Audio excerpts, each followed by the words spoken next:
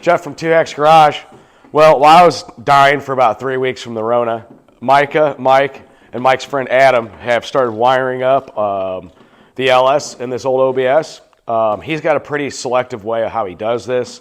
He doesn't buy all the harnesses and all the different easy swap kits. He actually does it on a budget because he does it on his own. He knows what he's doing. He's taking the old computer with the newer computer, the new pedal, all the new sensors, and he blends it all together, makes it look factory, puts a tune on it, and makes everything work. When I say when he makes everything work, even the cruise control works. The one thing we are waiting on this is the Dakota digital gauges.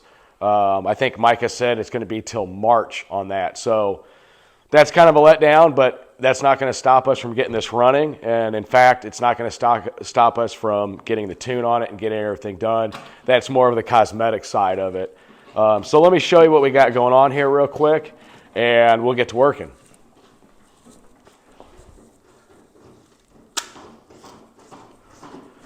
So as you can see, while I was out, they went ahead and got the intake put on, got all the fuel injection hooked up, started getting the belts and stuff like that on. And mind you, we did put a new power steering pump on this, but Micah had to get another one, had a little bit too much play in the shaft.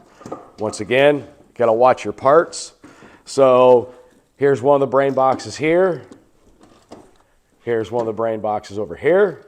And you got all this nice, lovely wiring that they've been doing to make all this work. So they've been working for a while. I just got here. It's enough of my rambling, so we'll go ahead and we'll get to work. See you in a few.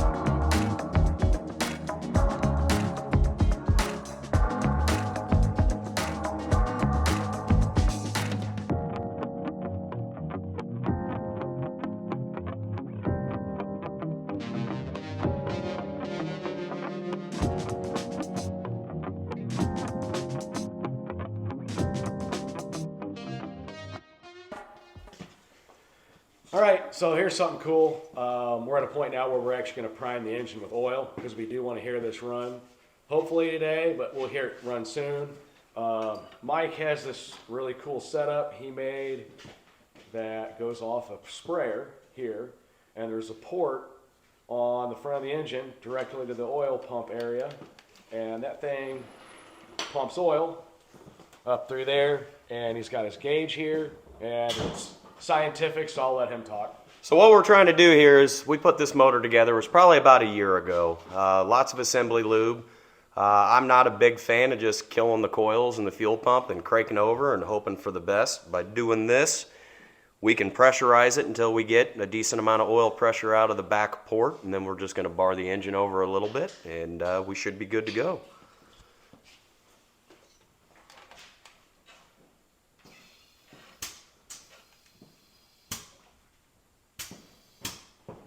So it's kind of a little bit of a process. I've got her pumped up. It's currently injecting oil in, and we're just going to kind of let it do its thing until we start seeing some pressure on that gauge.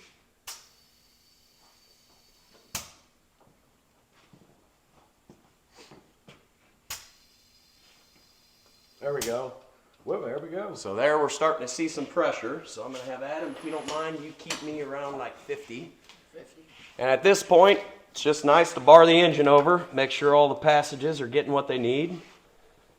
And it's really that simple. We don't have to worry about a dry start or a dry fire or any clicking and clattering. The system's now already primed.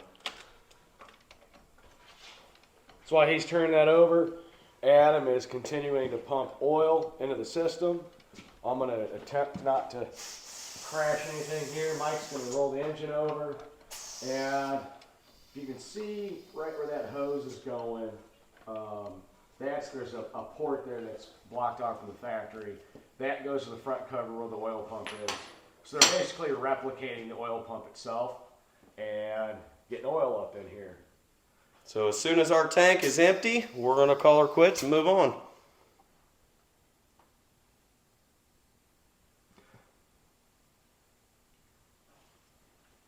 Pretty cool setup, and we'll see you in a few.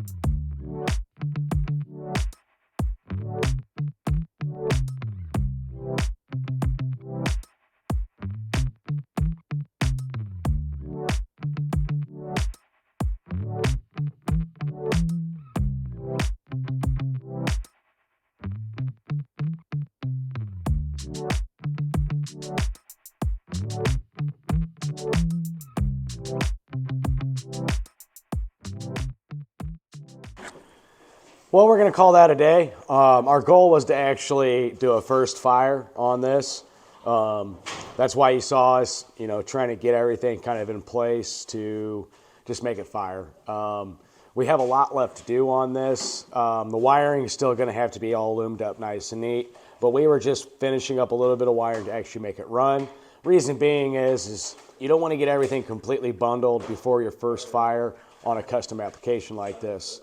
The other thing is the bracket we had made to hold the radiator in place wasn't 100% correct.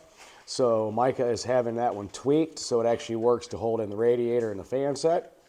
We did attempt to get to a point where we were going to have a first fire. However, we went to just key it on, not actually cycle it. But what ended up happening was it's not kicking the fuel pump relay on.